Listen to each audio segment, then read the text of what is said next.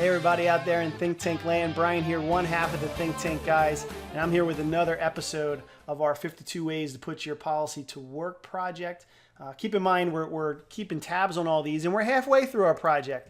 Well, almost halfway. Next week we'll be halfway because this is number 25. But you can check out all of our videos on hashtag 52 Ways Project, both on Facebook and on YouTube. In the last couple episodes, and probably for one or two more, you've seen Eric and I talk about how to use your policy in and around real estate and use your policy as a real estate investor. And for those of you who haven't even been familiar with the fact that there's lots of different ways to invest in real estate. You can invest and own, you can invest and fix and flip, you can and sell, you can invest and control, you can invest and lend.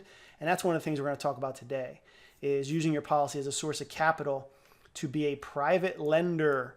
Now, we've already talked about being a private lender and being the bank for family members back in episode 15. So check that out on YouTube or Facebook here.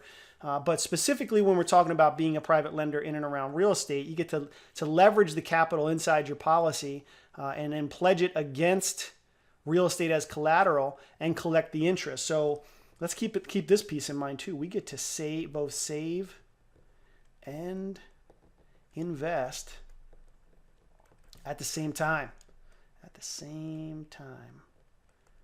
So those of you who've been keeping tabs on this for a while, you know that we're saving inside of our policy, and the cash value is a terrific place for cash to grow.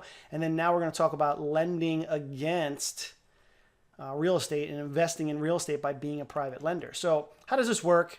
And please keep in mind, there's a lot of nooks and crannies here, and you can always ask Eric or I for some details or resources on how you can learn more, and then ultimately we can coach you on how to use your policy values.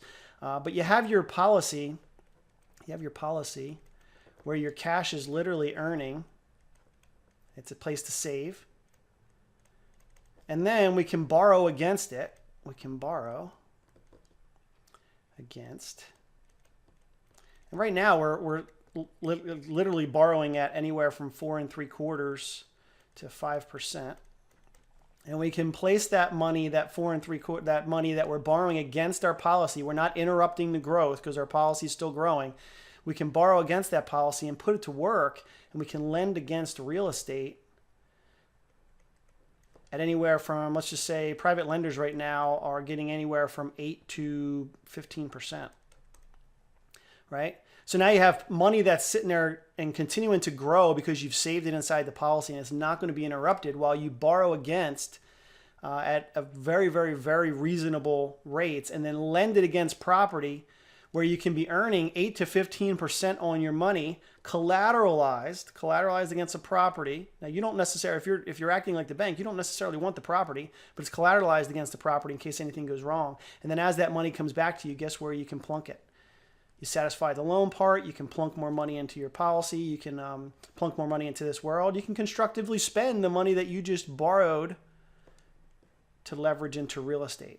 There's plenty of nooks and crannies and details in the middle, but this happens. You know, I've done it, Eric's done it. We have clients that utilize their policies in this manner.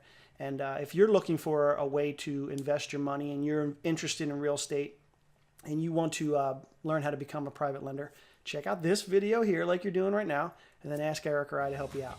And in the meantime, keep checking back as we build out this 52 Ways to Work, Put Your Policy to Work project. We'll have more and more here. In the meantime, stay prosperous.